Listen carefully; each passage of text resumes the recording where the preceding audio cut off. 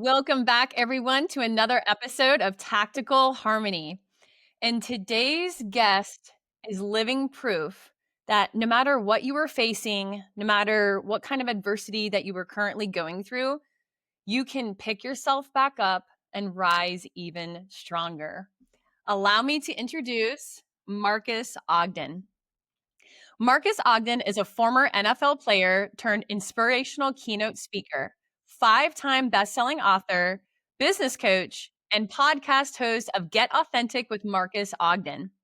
His journey was not easy. After retiring from football, he founded a construction company at 27, then went bankrupt, losing almost $2 million in 90 days.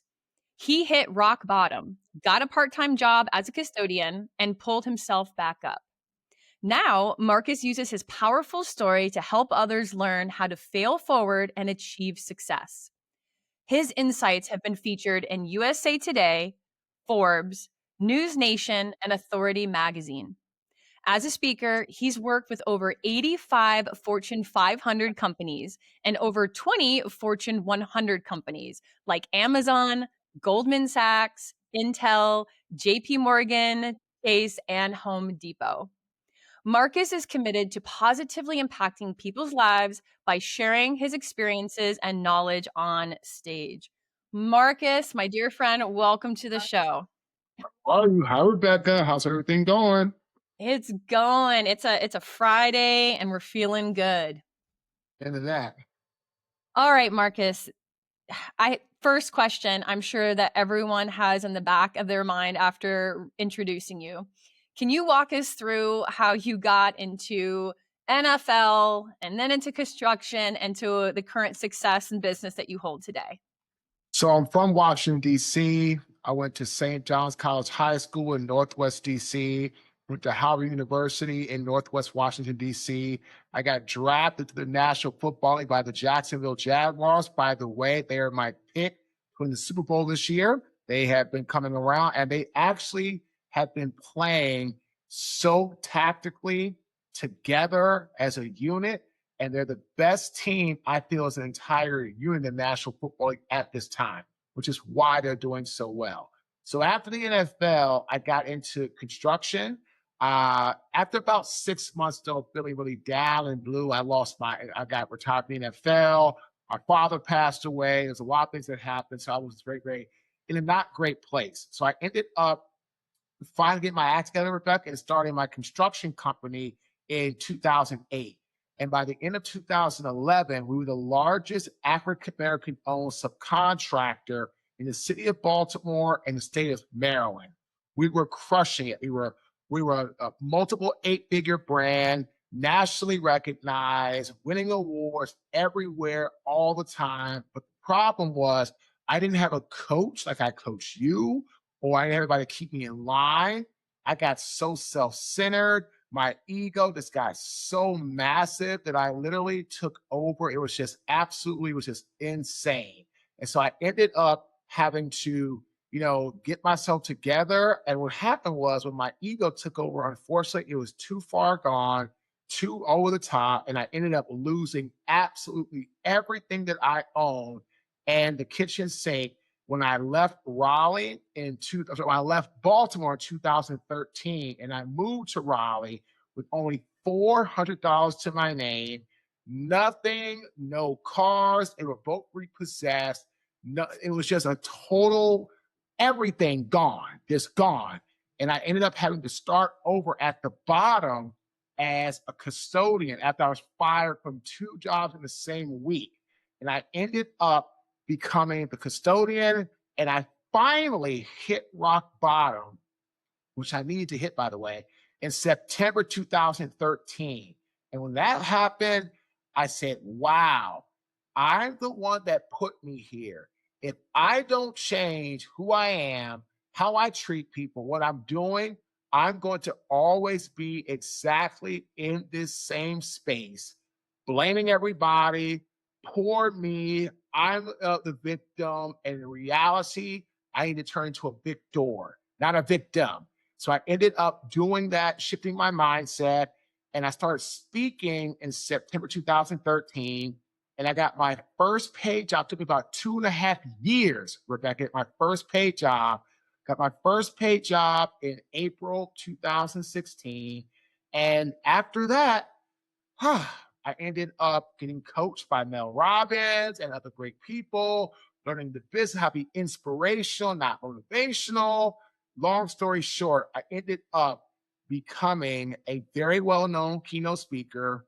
In the last, what's that, 8 years, I'm sorry, 10 years now, wow, being paid over 85 Fortune 500 clients that we've worked for, not including healthcare, universities, hospitals, not-for-profits, all these other amazing opportunities.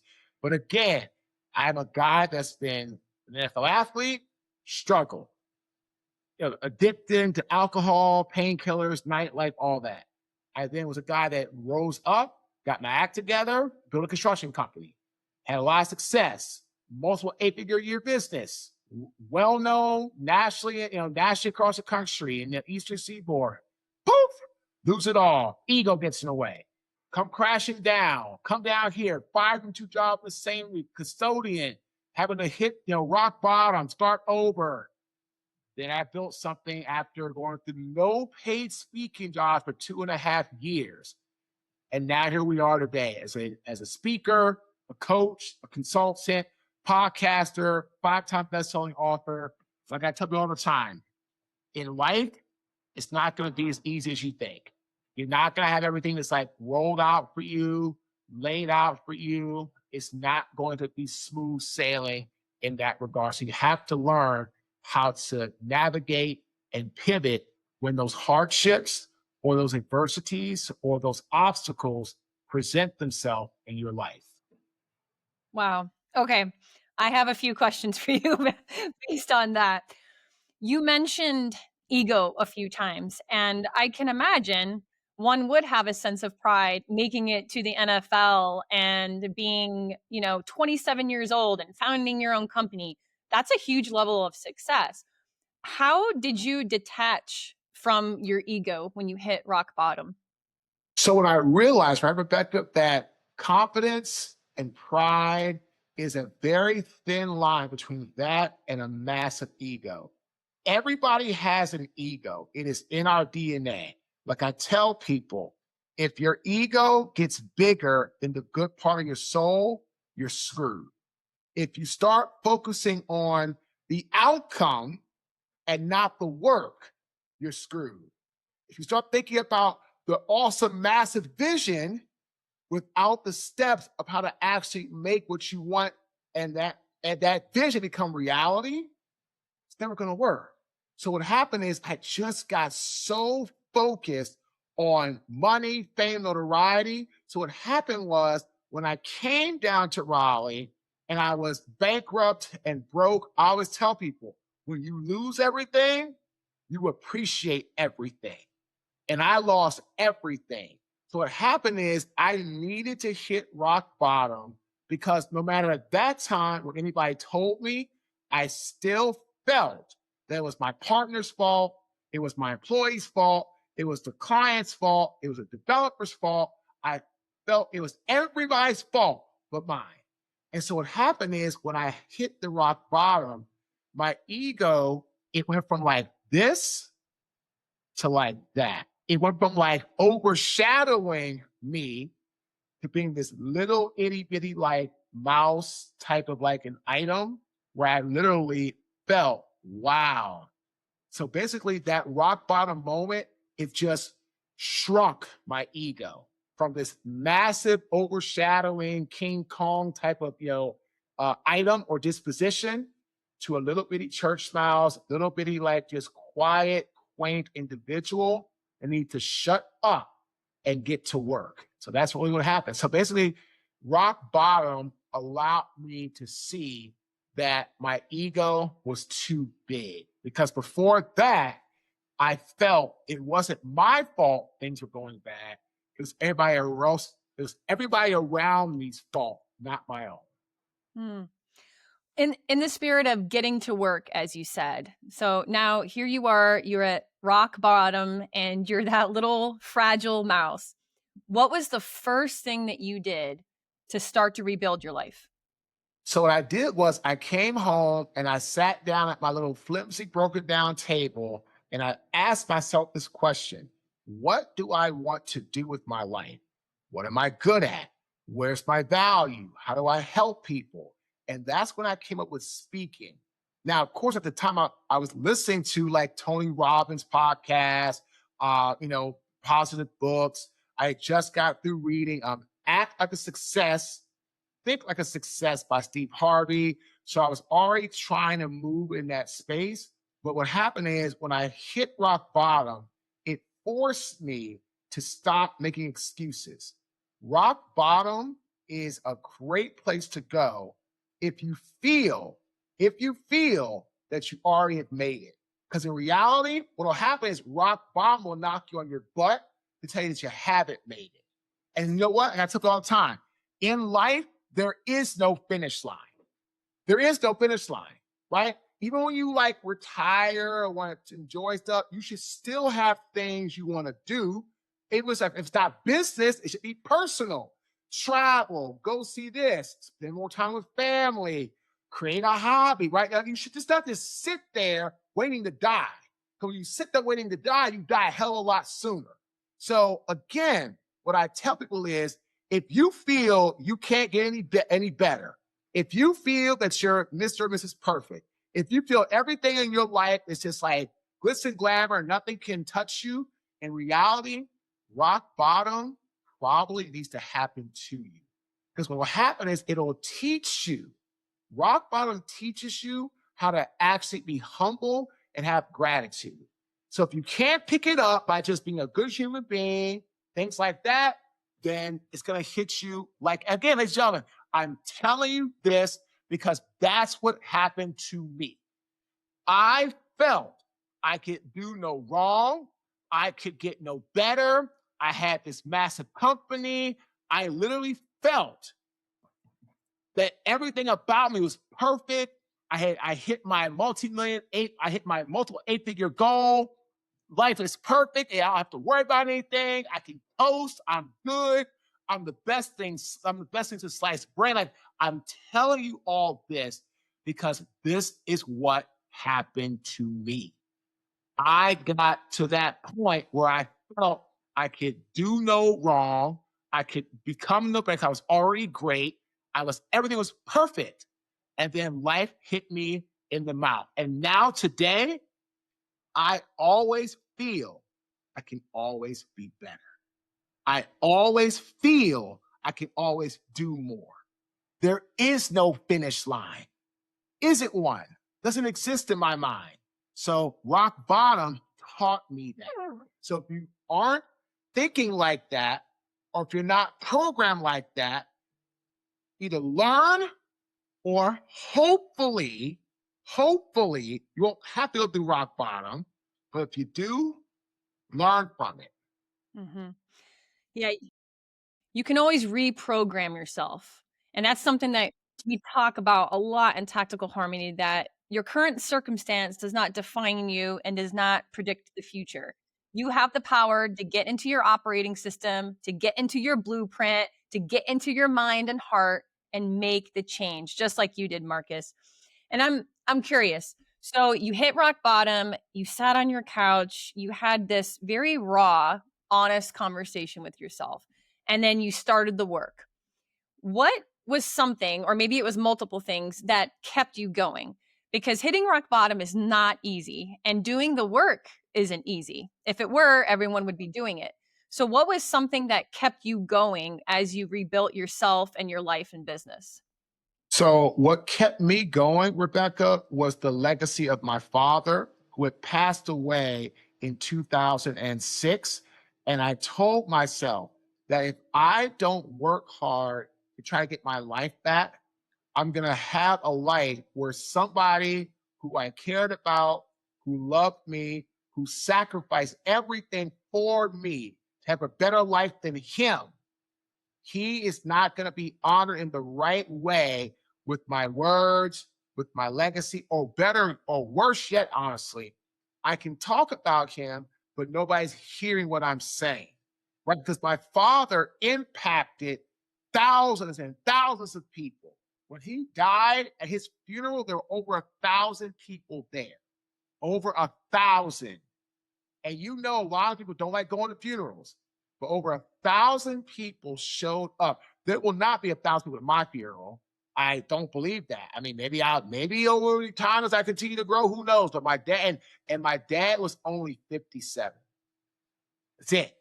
So my point is that his legacy, me wanting to continue his words, his actions, what he taught me, kept me going through the hardest of times. Because, ladies and gentlemen, imagine starting a business and for 30 straight months, you get not one client that pays you. You can get clients that might hire you for free, but that's not really a client. That's more of a opportunity. A Mhm. client is when someone pays you for a service. So I had a lot of people that were giving me an opportunity, didn't pay me. I had 0 clients for the first 30 months. 0. Imagine that. Most people would have absolutely said, the hell with this, and Mhm. found and tried something else. But I truly believed in my heart of hearts that I was meant to do this, and I just kept going. So, yeah, what kept me going, Rebecca, was my dad and his legacy and my desire to want to actually continue his legacy, his words, his actions through me. And that's what kept me going when times were hard or even worse, seemed damn near impossible.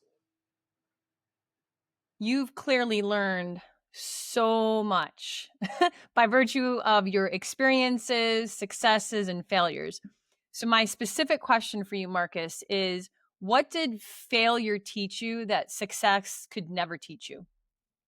Failure taught me that in reality, I am stronger than I realize. Because when you're successful, you don't really think about being strong and things of that nature. You think about being excited, exuberant, on a high, doing well. And that's great. That's awesome. But when you fail or go through a failure, 2 choices happen. One or two things are going to happen. You're either going to rise from the failure or you're going to stay down with and it's like quit. And then you really become a failure. Because in reality, you're never a failure unless you quit. That's it. You're never a failure unless you quit. So what happened is when I failed, how about this, Rebecca? When I failed, I realized that I wasn't a failure for the first time in my life. Because I failed, but I didn't quit. And what I realized at that moment is that I had strength and courage, especially when I was starting to speaking. I was getting told no all the time. Absolutely not. We don't want this. And I'm being told no by close friends, people I thought were in my circle. I remember a guy who I knew since I was 17 years old. He was one of my brother's teammates. I tried to get a job speaking for the NFL football team that he was involved with.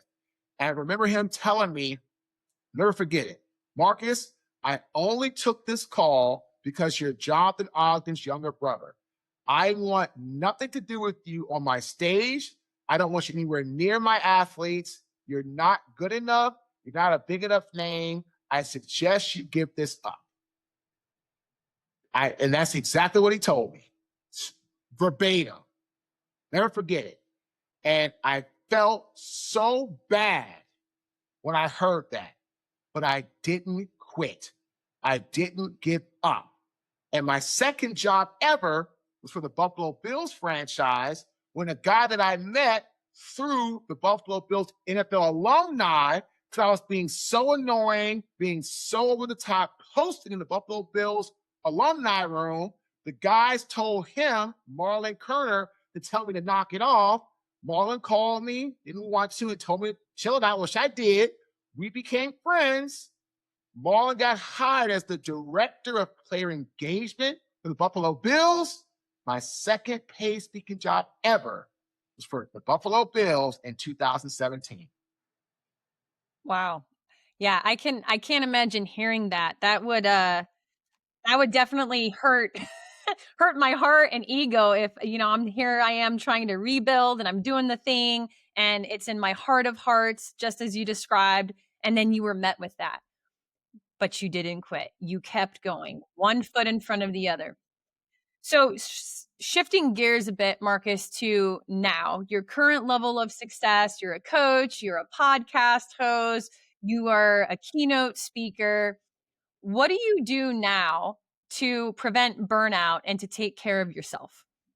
I'm big on self care, huge massages, pedicures, facials, traveling, taking time off, relaxing. When I do something, I achieve something, do something small for myself. I am a huge movie lover. Love the movies. And so if I do something big, I will take myself and spend like 30, 40 bucks, maybe 50. Well, sometimes probably closer to 50 because things right now cost through the roof. But 50 bucks and I'll go watch a movie. I'll get my wings, my popcorn, or even sometimes treat myself to the nicer theater where I get like a steak au poivre and some salad and some salmon. I might drop $100 at the movie, right? For that time, if that's what I want to do. But that keeps me going towards something. Ladies and gentlemen, your mind is not designed to keep you happy or joy filled or full of like exuberance or a natural high. That's not what your mind is designed to do. Your mind was created to keep you alive and to keep your life and your body and your movement always moving. It was created to protect you in a way of saying it. So it's our job to actually start doing things and training, as Rebecca said earlier, or programming, as she said earlier, your mind, your body to accept things happening, do things good, to celebrate the small wins. It's the littlest things. They make the biggest difference in the world. But self-care is big.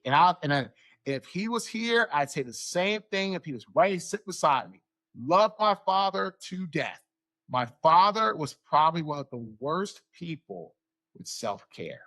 He very rarely went to the dentist.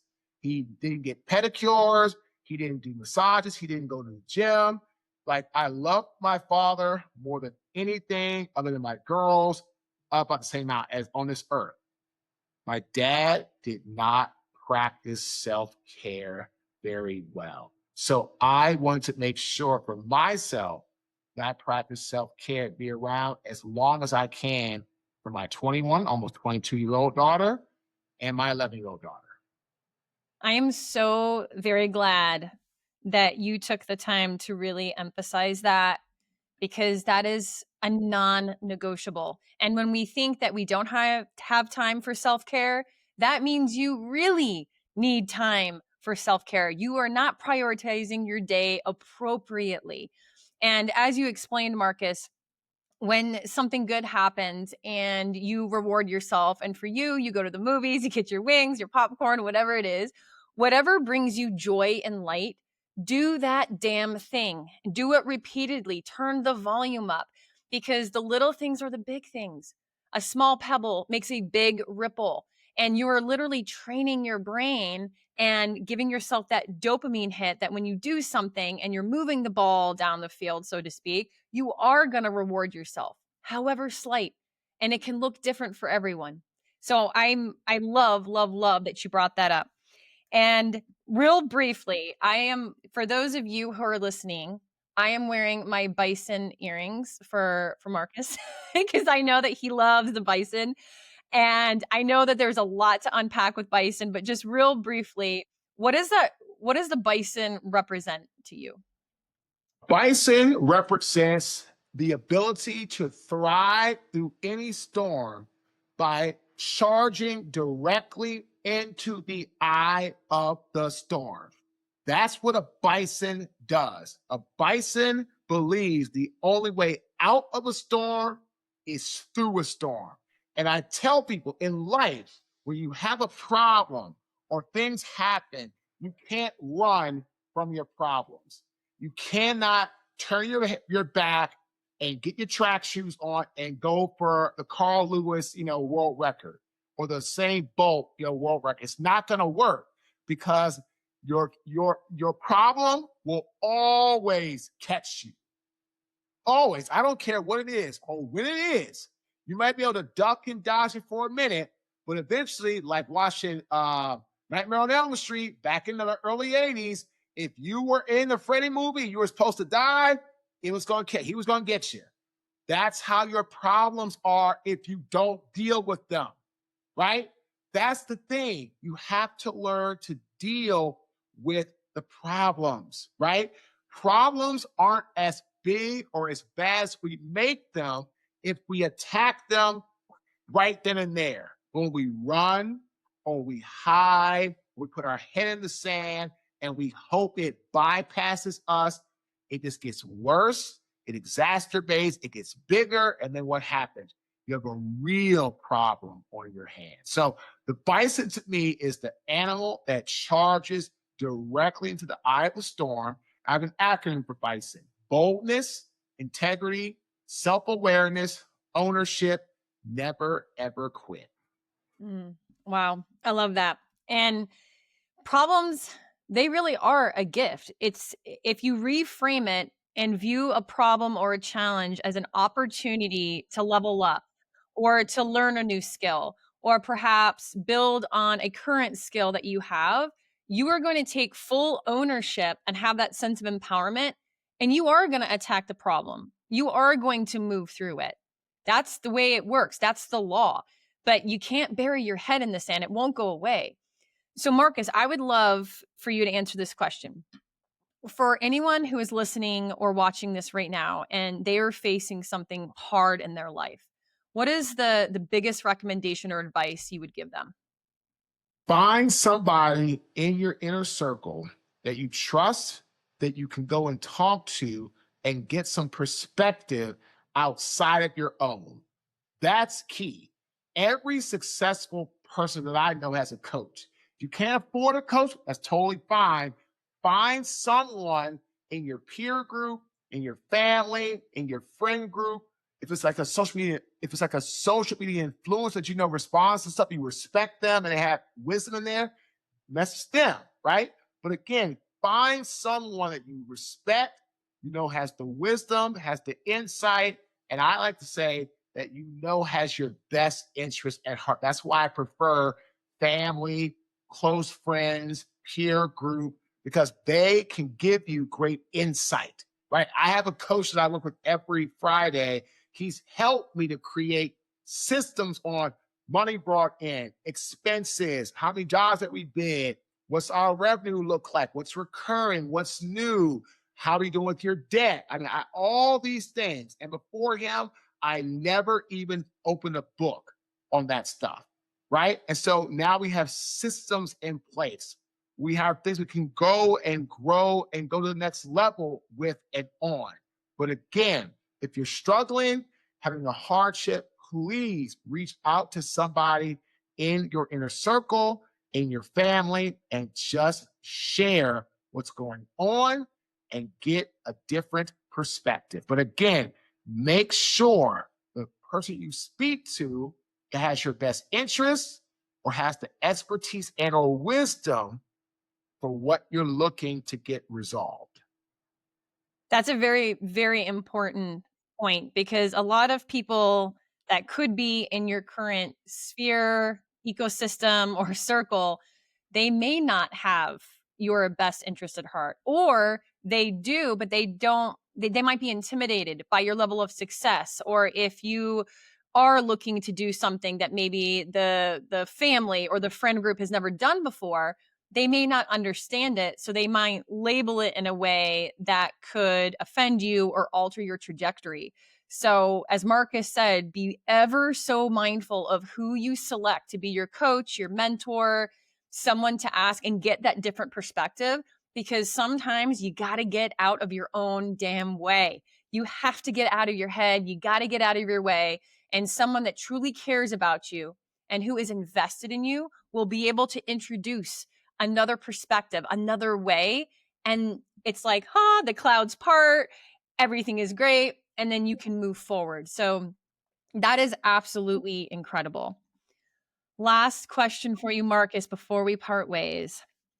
If our audience hears nothing else but this one clip, what is the message that you would like to leave them with here today? One of my favorite quotes, and I hope you actually do play this as a soundbite. Ready, guys? Never tell your mind negative thoughts in a joking manner. Your body cannot dissimulate the difference. Words cast spells.